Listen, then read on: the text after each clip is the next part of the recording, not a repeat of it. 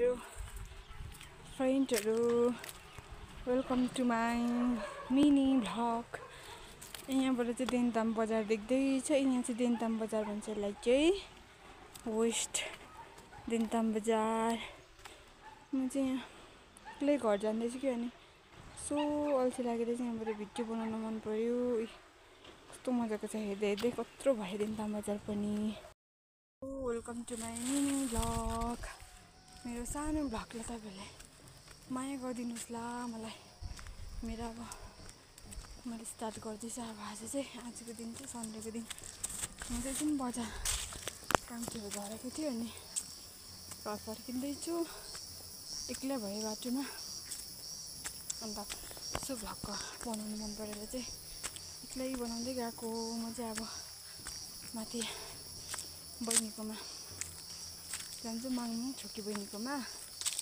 अन्त छोकी बहिनी चाहिँ को हो भन्दाखेरि चाहिँ, मैले तपाईँहरूले अब मेरो भिडियो हेर्दै बस्नेलाई चाहिँ याद छ होला, मैले उसँग रिलहरू हालिबस्छु मेरो भिडियोमा।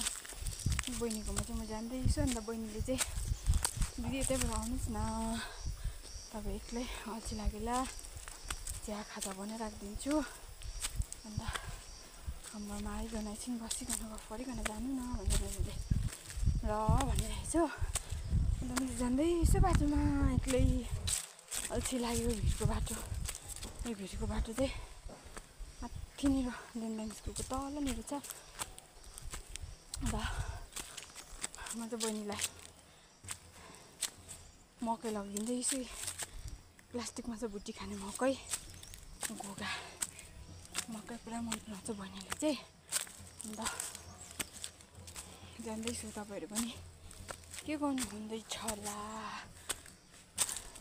मेरो भिडियोलाई चाहिँ इरिटेट नमानिकन हेरिदिनुहोस् होला। लाइक कमेन्ट सेयर गरिदिनुहोस् होला। क्यामेराको क्वालिटी राम्रो नभएर भिडियो चाहिँ पुरा बोल खालको आयो। तर भए पनि म तपाईँहरूको छेउमा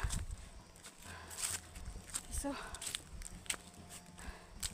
भ्लग बनाउने कोसिस चाहिँ गर्दैछु। बाई, अहिले भेटौँ। बहिनीलाई भेटेपछि म फेरि त्यहाँको भ्लग बनाउनेछु। जाँदैछु मेरो छोकी बहिनीको घर। कस्तो दामी च्यानल भेट्छ यहाँ चाहिँ, होइन कस्तो सफा पानी बोक्छ यहाँनिर, कम खालको कट खालको त्यस्तै। जाँदैछु म चाहिँ यहाँको बाटोमा। अर्ग्यानिक मटर आलु चाहिँ खुनिसकेछ हौ। मटरहरू चाहिँ यसरी फल्दै रहेछ। हाम्रोमा चाहिँ अस्ति फलेर पनि सुकिसकेको छ।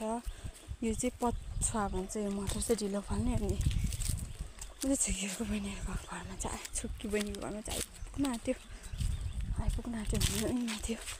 ऊ माथि देख्दैछ। मटर चाहिँ यति कोसा लाग्दैछ। कसलाई मनपर्छ मटरको सब्जी कमेन्ट गरिदिनुहोस् होला। ओ छोकी बहिनी चाहिँ उनीहरू घाँस काटिरहेको छ। यति बेसी काम गर्दो रहेछ कि बहिनीले चाहिँ घरमा चाहिँ। जिउलाई अब फिट राख्नु पऱ्यो, बस्तीमा त्यस्तै हो। अहिले गाई थाला सोरेर पनि काम गरेको बहिनीले चाहिँ उनीहरू घाँस काटिरहेको छ। त्यहाँबाट हेर्नुहोस् त, तपाईँले देख्छ बहिनी चाहिँ घाँस काटिरहेको छ हो।